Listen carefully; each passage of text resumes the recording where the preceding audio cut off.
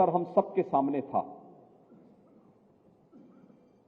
विजेता के रूप में कार्य कैसे होना चाहिए, यह भारतीय जनता पार्टी बहुत अच्छी तरीके से जानती है और करती है। इसके उपरांत प्रदेश के अंदर 2 उपचुनाव आजमगढ़ और रामपुर के लोकसभा क्षेत्र के संपन्न हुए थे। विधानसभा चुनाव की तर्ज पर तमाम राजनीतिक विश्लेषकों के पूर्वानुमानों को दरकिनार करते हुए फिर भारतीय जनता पार्टी के कार्यकर्ताओं के परिश्रम से आदरणीय प्रधानमंत्री मोदी जी के मार्गदर्शन और नेतृत्व में भारतीय जनता पार्टी ने दोनों उपचुनाव में विजयश्री प्राप्त करके फिर से अपनी विजेता की भूमिका को बरकरार रखा। आज जब हम 7 माह के बाद फिर से प्रदेश कार्य समिति के इस बैठक में यहां पर उपस्थित हुए हैं, हम सबके सामने देश के प्रमुख राज्य गुजरात में भारतीय जनता पार्टी की ऐतिहासिक विजय, अब तक के रिकॉर्डतम मतों के साथ भारतीय जनता पार्टी सरकार का गठन गुजरात के अंदर 7वीं बार होना, यह अपने आप में एक नए उत्साह और उमंग की ओर हम सबको प्रेरित करता है। विजेता के रूप में अपने उत्तरदायित्वों का निर्वहन करते हुए कैसे कार्य किया जाना चाहिए, यह उत्साह और उमंग एक बार फिर से हम सबके सामने है। जब हम मई 2022 में मिले थे, हमारे सामने एक और उत्साह और उमंग विजय का था, लेकिन साथ साथ अपनी उन जिम्मेदारियों के निर्वहन के लिए भी था जो देश के आजादी के उपरांत भारत माता के अमर बलिदानियों ने भारत के बारे में सोचा था। आजादी का अमृत महोत्सव के वर्ष कार्यक्रम में हम सबको जुड़ने का अवसर प्राप्त हुआ था। आजादी के अमृत महोत्सव को हम में से कदाचित कोई ऐसा व्यक्ति नहीं होगा जिसने 1947 में आजादी के उत्सव को देखा होगा। लेकिन आजादी का मतलब क्या होता है, ये प्रधानमंत्री मोदी जी के नेतृत्व में 140 करोड़ की आबादी के भारत ने उस उत्सव के साथ जुड़ करके हर घर तिरंगा लगा करके अपने आप को साबित किया था कि आजादी के वास्तविक उत्सव का मतलब क्या होता है।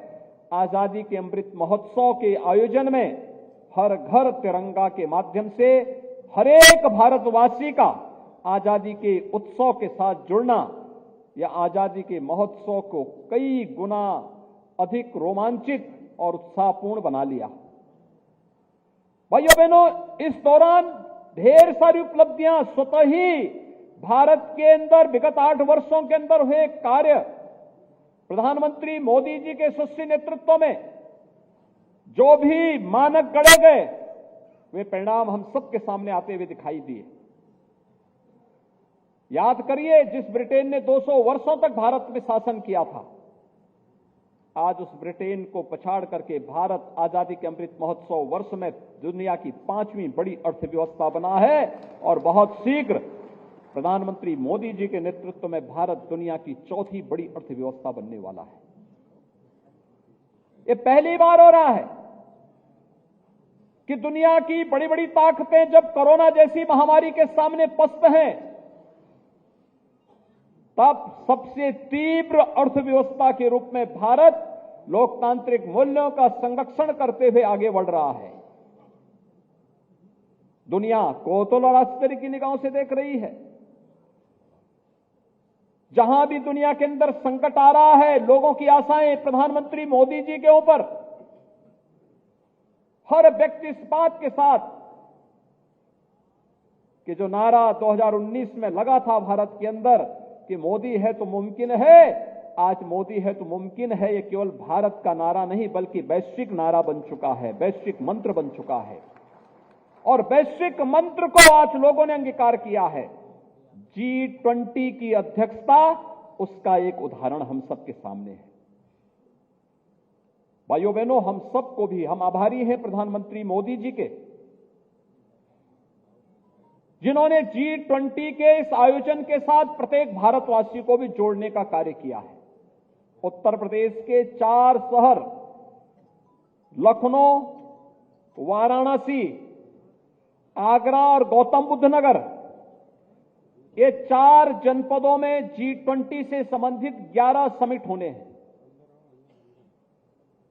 G20 दुनिया के वे 20 बड़े देश हैं जिन 20 देशों में दुनिया की 60% आबादी निवास करती है।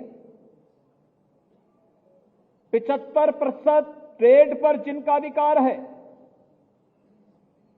दुनिया के 85% जीडीपी पर जिनका अधिकार है, और इनोवेशन, रिसर्च और पेटेंट में दुनिया के 90% पेटेंट पर जिनका अधिकार है, वे दुनिया के 20 बड़े देशों की G20 की अध्यक्षता का अवसर भारत के पास है। प्रधानमंत्री मोदी जी के नेतृत्व में G20 इस दौरान दुनिया के अंदर वैश्विक समृद्धि, लोक कल्याण और मानवता के कल्याण के मार्ग को प्रशस्त करने जा रही है।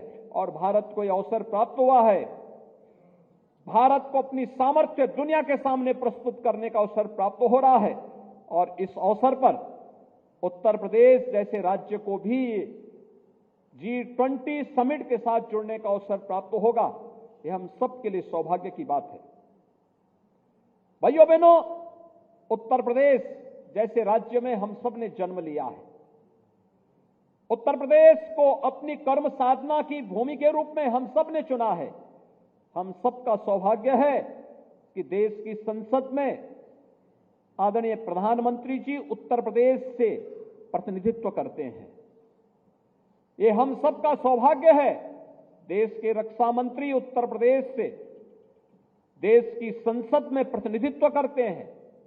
हमारे तमाम केंद्रीय मंत्रीगण जो उत्तर प्रदेश से देश की संसद में प्रतिनिधित्व करते हैं।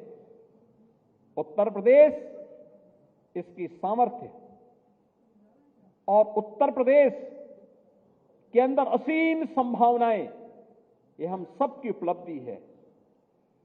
याद करिए, आजादी के अमृत महोत्सव के मुख्य आयोजन में प्रधानमंत्री मोदी जी ने पूरे देशवासियों का आह्वान करते हुए पूरे देशवासियों को एक संकल्प दिलाया था और कहा था कि आजादी का अमृत महोत्सव वर्ष तो हम मना रहे हैं, लेकिन जब ये देश अपनी आजादी का शताब्दी महोत्सव मनाएगा,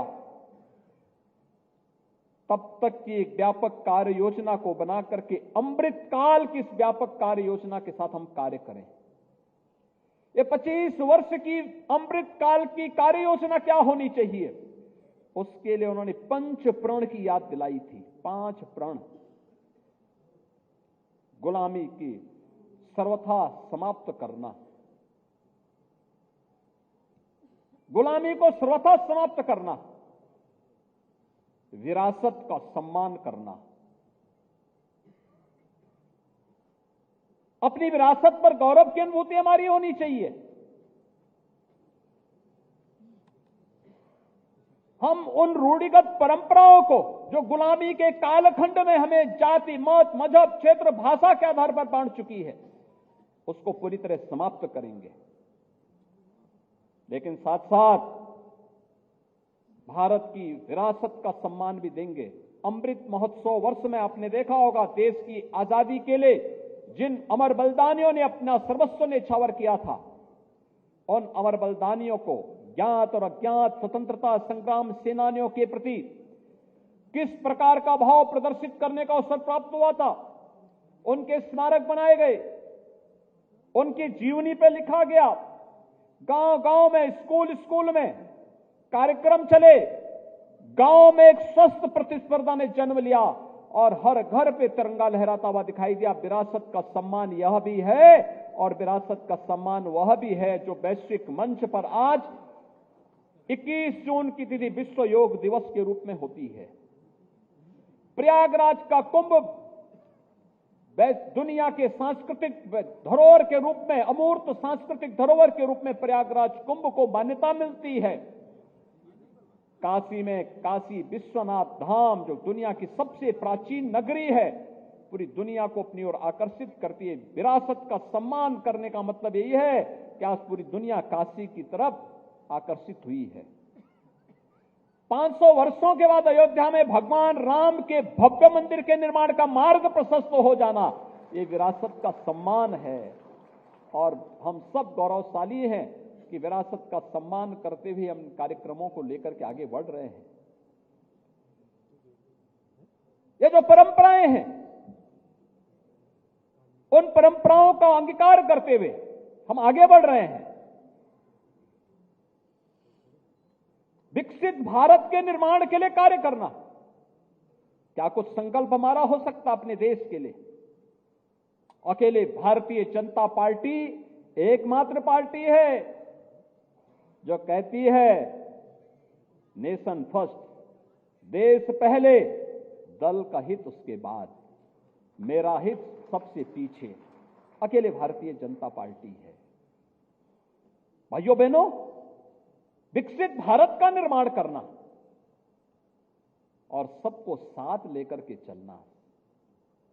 आपने देखा होगा ये केवल नारे नहीं बल्कि वास्तविकता है। विगत 8 वर्ष के अंदर देश ने, विगत 5.5 पौने 6 वर्ष के अंदर प्रदेश ने जो यात्रा प्रारंभ की है, अपने संस्थापकों,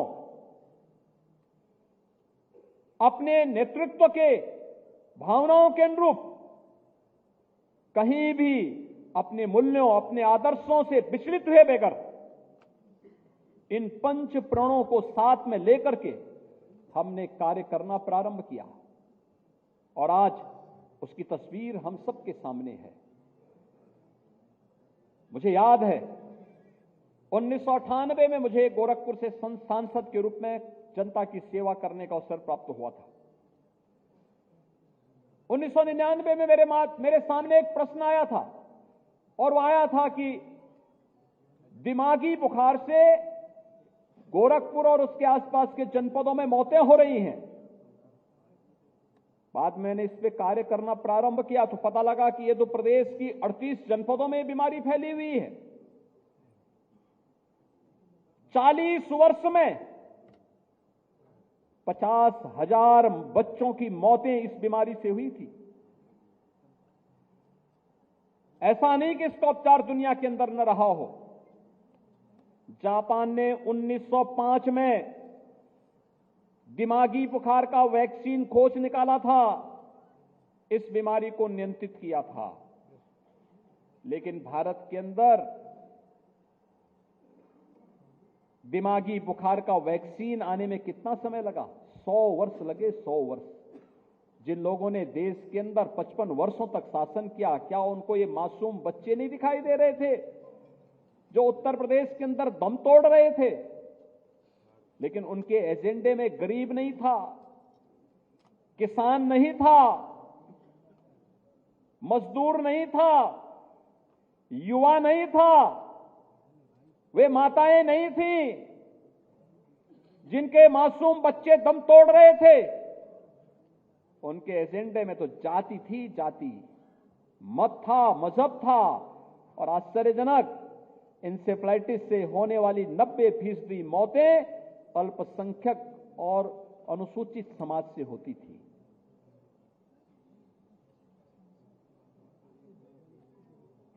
तो 2006 में जब श्रद्धेय अटल बिहारी वाजपेयी जी की सरकार 98 से 2004 के बीच में थी, 2004 में जब हम लोगों ने प्रयास किया वैक्सीन मंगाने का, तब पहली खेप 2005 में आई और फिर 2005 में आने के बाद फिर वैक्सीनेशन का कार्यक्रम प्रारंभ होता है।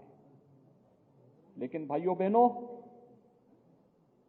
आज प्रदेश में भारतीय जनता पार्टी की सरकार आने के बाद आदरणीय प्रधानमंत्री जी के मार्गदर्शन में प्रदेश one district one medical college की तरफ भी बढ़ रहा है, लेकिन साथ साथ इंसेफ्लाइटिस से होने वाली मौत को 95% नियंत्रित करने में भी सफलता प्राप्त कर ली गई है। अब कोई मासूम दिमागी बुखार से असमय दम नहीं तोड़ेगा, एक पुख्ता व्यवस्था कर दी गई है। लेकिन उस वैक्सीन को आने में 100 साल से अधिक समय लगे। लेकिन इस सदी की सबसे बड़ी महामारी के दौरान पूरी दुनिया पस्त थी, लोगों की समझ ही में नहीं आ रहा था, लेकिन प्रधानमंत्री मोदी जी के नेतृत्व में भारत ने दुनिया के 2 सबसे प्रभावी वैक्सीन बनाने में सफलता प्राप्त की, वह भी मात्र 9 महीने के अंदर। और भारत 220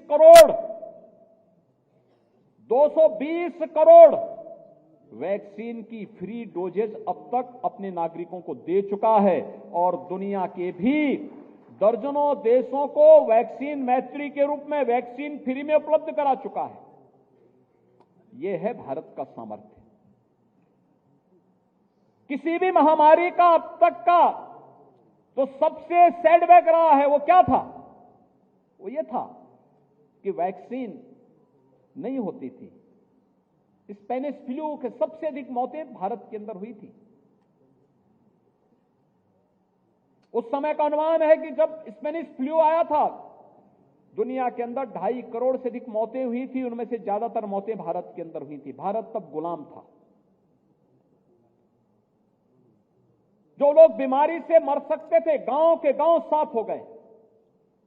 लेकिन भाइयों बहनों, जो बीमारी से मर सकते थे बीमारी से मरे, शेष लोग भूखमरी से मरे। कोरोना कालखंड में आपने देखा होगा,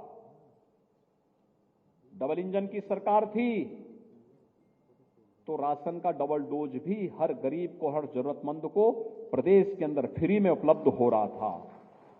देश के अंदर 80 करोड़ लोगों को, प्रदेश के अंदर 15 करोड़ लोगों को फ्री में राशन की सुविधा का लाभ।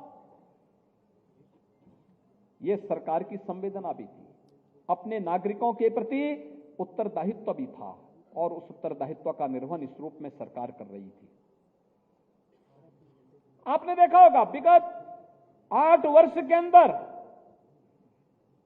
केंद्र में मोदी जी के नेतृत्व में जो सरकार कार्य करना प्रारंभ की, एक भी योजना किसी व्यक्ति, किसी जाति, किसी मजहब, किसी क्षेत्र, किसी भाषा को ध्यान में रख करके नहीं, बल्कि पंडित दीनदयाल उपाध्याय जी के अंत्योदय की उस मंत्र को अंगीकार करते हुए गांव, गरीब, किसान, नौजवान, महिलाएं, समाज के प्रत्येक तबके को ध्यान में रख करके बनाई गई। समाज का प्रत्येक तबका उससे लाभान्वित हुआ। कौन से ऐसा तबका है जो ये कह सकता है कि मेरे साथ भेदभाव हुआ हो? कोई तबका ऐसा नहीं, हर एक तबके को इस योजना का लाभ दिया गया। राशन 15 करोड़ लोगों को मिल रहा है। कोई जाति, कोई मत, कोई मजहब, कोई क्षेत्र, कोई भाषा नहीं। सबका साथ, सबका विकास का जो मंत्र है, उस मंत्र के अनुसार यह कार्यक्रम आगे बढ़ा। जनधन अकाउंट हर गरीब का खुला है। गरीब की कोई जाति नहीं होती, उसका कोई मत और मजहब नहीं होता, उसको शासन की योजना का लाभ मिलना ही चाहिए, उसको उसका अधिकार मिलना ही चाहिए। किसान को आप जाति, मत और मजहब के आधार पर नहीं बांट सकते। प्रधानमंत्री किसान सम्मान निधि का हो या प्रधानमंत्री फसल बीमा योजना, प्रधानमंत्री कृषि सिंचाई योजना, उत्तर प्रदेश के अंदर मुख्यमंत्री कृषक दुर्घटना बीमा योजना, इस सभी योजनाओं का लाभ बराबर हर एक तबके को बिना भेदभाव के उपलब्ध करवाने का कार्य किया गया। कोई सोच सकता था उत्तर प्रदेश जैसे राज्य में 45.5 लाख से अधिक गरीबों को एक एक आवास मिल जाए?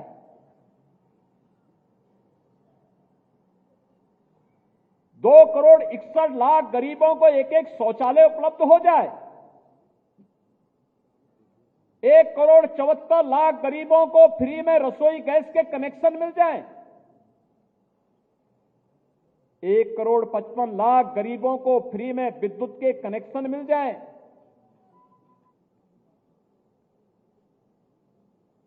प्रदेश के अंदर आप सबके सामर्थ्य और पुरुषार्थ से आदरणीय प्रधानमंत्री जी के मार्गदर्शन और नेतृत्व में,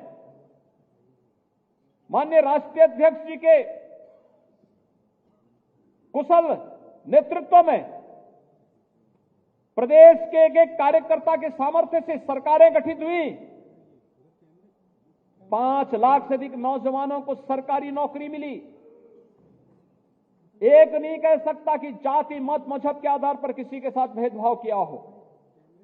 हर एक जनपद के नौजवानों को नौकरी मिली। हर एक जनपद के नौजवानों को प्रदेश के अंदर अपनी प्रतिभा और अपनी ऊर्जा का उपयोग करने का पूरा अवसर मिला। सभी नियामक संस्थाओं की कार्य पद्धति किस रूप में है, सबके सामने है। प्रदेश के अंदर सुरक्षा और सुशासन का जो मॉडल खड़ा किया गया, आज परिणाम है दुनिया का हर बड़ा निवेशक आज उत्तर प्रदेश में आकर के निवेश करना चाहता है। और भाइयों बहनों, ये निवेश कैसे रोजगार को सृजन करता है, इसका परिणाम हम सबके सामने है। विगत 5 वर्ष के अंदर इस निवेश के परिणाम स्वरूप 1,61,00,000 से अधिक नौजवानों को विभिन्न स्थानों पर नौकरी और रोजगार उपलब्ध हुए। उत्तर प्रदेश की परंपरागत उद्यम, याद करिए 2017 का भारतीय जनता पार्टी का लोक कल्याण संकल्प पत्र की एक लाइन ये भी थी कि भारतीय जनता पार्टी सरकार गठन करने पर अपने परंपरागत उद्यम को प्रोत्साहित करेगी। और परंपरागत उद्यम को प्रोत्साहित करने के लिए क्या ब्रांडिंग होनी चाहिए, ये भी प्रदेश के अंदर 1 डिस्ट्रिक्ट 1 प्रोडक्ट के आधार पर उसकी ब्रांडिंग करते हुए प्रदेश ने अपनी परंपरागत उद्यम को प्रोत्साहित किया। कौन ऐसा जनपद है उत्तर प्रदेश का जहां पर अपनी परंपरागत उद्यम न रही हो? परिणाम क्या है? रोजगार मिला, नौकरियां सृजित हुई, उत्तर प्रदेश का एक्सपोर्ट बढ़ा। आप आश्चर्य करेंगे, उत्तर प्रदेश के बारे में लोग कहते थे बीमारू राज्य है, और आज अकेले अपनी परंपरागत उद्यम से उत्तर प्रदेश 1,60,00,000 करोड़ रुपए का अपना परंपरागत उद्यम और प्रोडक्ट को यहां से निर्यात करता, एक्सपोर्ट करता। उत्तर प्रदेश आज एक्सपोर्ट प्रदेश भी बन गया। उत्तर प्रदेश एक्सपोर्ट प्रदेश बन सकता है, यह भी आज देखने को मिल रहा है। ये एक नए सामर्थ्य को, उत्तर प्रदेश का एक नया सामर्थ्य सामने आ रहा है। उत्तर प्रदेश परंपरागत रूप से ये कृषि प्रधान प्रदेश है। दुनिया की सबसे उर्वरा भूमि हमारे पास, अनेक उपलब्धियां हैं, देश की आत्मा है, देश का हृदय स्थल है। भगवान राम ने यहीं जन्म लिया, भगवान कृष्ण ने यहीं जन्म लिया, बाबा विश्वनाथ का धाम इसी प्रदेश में, पूरा वैदिक ज्ञान को लिपिबद्ध करने की भूमि नैमिषारण्य उत्तर प्रदेश में, मां गंगा, यमुना और मां सरस्वती का संगम, कुंभ की पवित्र पावन भूमि प्रयागराज उत्तर प्रदेश में, भागवत भूमि सुख तीर्थ उत्तर प्रदेश में, शक्ति पीठों से जुड़ी हुई परंपरा उत्तर प्रदेश में। जो लोग इस सामर्थ्य को नहीं समझते थे, वे कावड़ यात्रा पर रोक लगाते थे, वे राम जन्मभूमि के बारे में टिप्पणी करते थे, परिंदा भी पर नहीं मार सकता, इस प्रकार की टिप्पणी करते थे।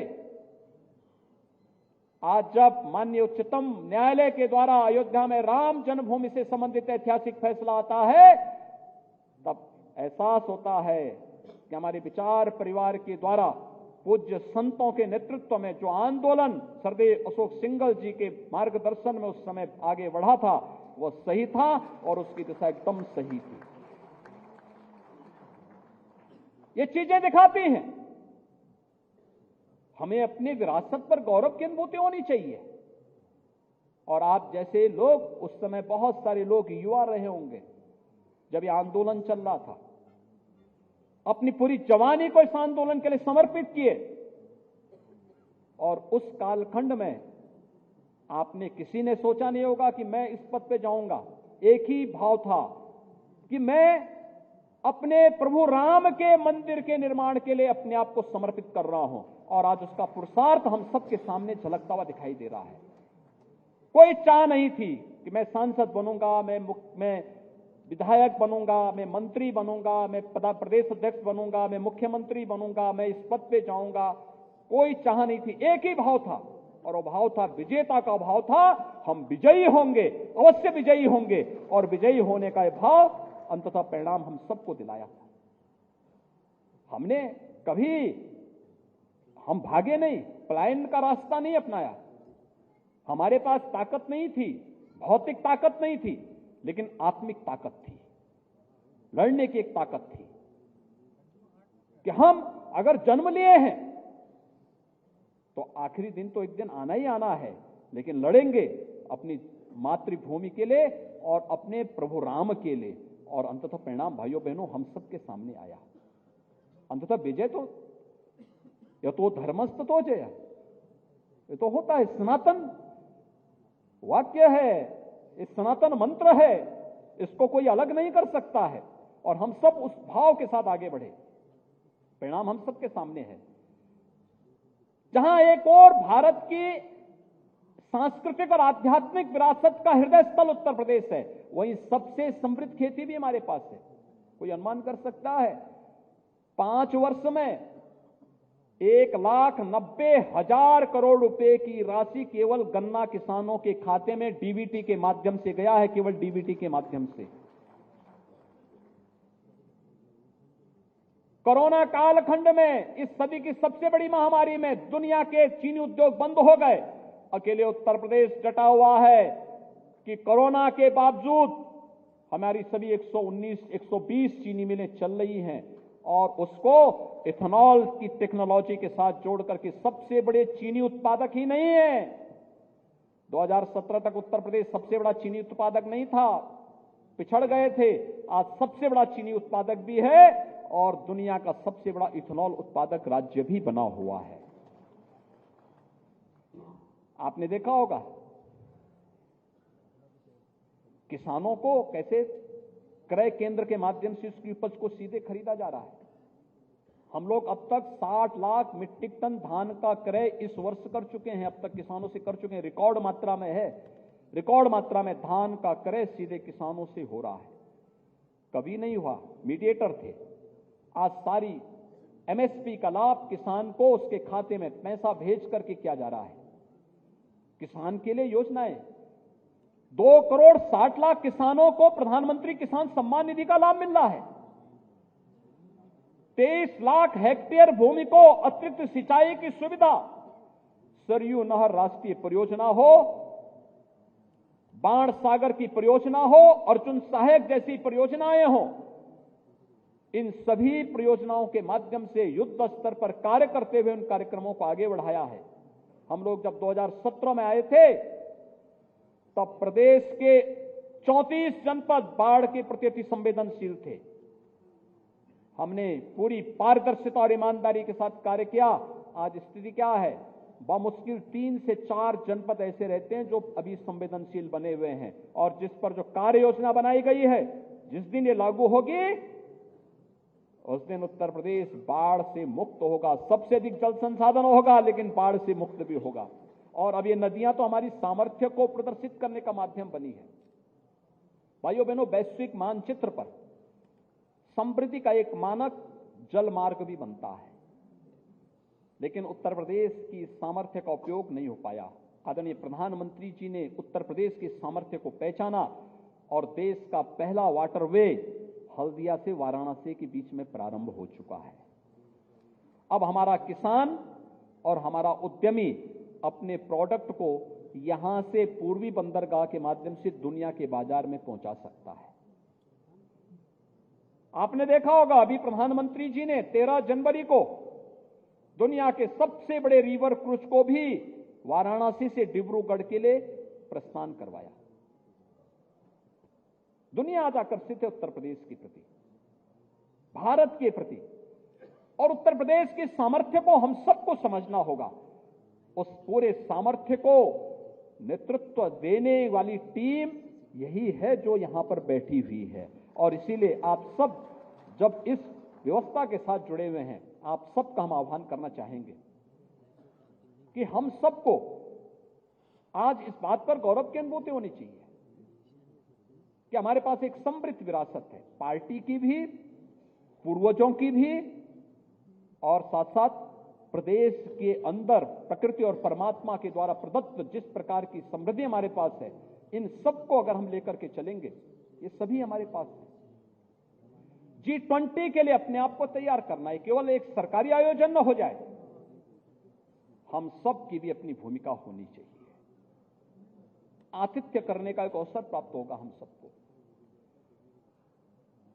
दुनिया के 20 बड़े देशों के साथ साथ 9 मित्र देशों के प्रतिनिधि भी इस आयोजन में आएंगे और उस आयोजन को भव्य और दिव्य रूप प्रदान करना है, जैसे प्रयागराज कुंभ का हुआ था। प्रयागराज कुंभ में क्या भव्य और दिव्य रूप दिया, दुनिया आकर्षित हो गई। 2013 में महाकुंभ था, कुल 12 करोड़ श्रद्धालु आए। 2019 में कहने के लिए अर्धकुंभ था, हमने कहा भी देखो आधा हमारे यहां कभी नहीं हुआ है, हम तो पूरा पे ही विश्वास करते हैं, हमने कुंभ नाम दिया था। लेकिन अर्धकुंभ के बावजूद 24 करोड़ श्रद्धालु आए थे, 24 करोड़ से अधिक श्रद्धालु प्रयागराज में आए थे। ये दिखाता है थोड़ा प्रयास होगा, दुनिया आपकी तरफ आएगी। पर्यटन की दृष्टि से आप देखेंगे 2017 में उत्तर प्रदेश डोमेस्टिक पर्यटन में तीसरे नंबर पर था, आज नंबर 1 पर है और नंबर 1 और नंबर 2 के बीच में बड़ा गैप आ चुका है। अकेले काशी में एक सप्ताह में 26 लाख श्रद्धालु, इसी महीने एक सप्ताह में 26 लाख श्रद्धालु काशी में काशी विश्वनाथ दर्शन करने के लिए आए थे। और सावन के महीने में 1 करोड़ श्रद्धालु काशी में दर्शन करने के लिए आए। यही स्थिति अयोध्या की है, यही स्थिति मथुरा वृंदावन की है। कल आपने प्रयागराज में मौनी अमावस्या के स्नान को देखा होगा, 2 करोड़ से अधिक श्रद्धालु वहां गए थे। अगर इस सामर्थ्य को पिछली सरकारों ने समझने का प्रयास किया होता और इसको सम्मान देने का कार्य किया होता तो उनको दर-दर ठोकरें नहीं खानी पड़ती। ये विरासत को जो भी सम्मान देगा, समृद्धि उसका द्वार खोलेगी। जो भी उसे अपमानित करेगा, उसे दर-दर की ठोकरें खानी ही पड़ेंगे। और भाइयों बहनों, हम सब इस विजेता भाव के साथ आगे बढ़े। हमारे पास अनेक संभावनाएं आएंगी, हमें बुला रही हैं, आह्लादित कर रही हैं। एक और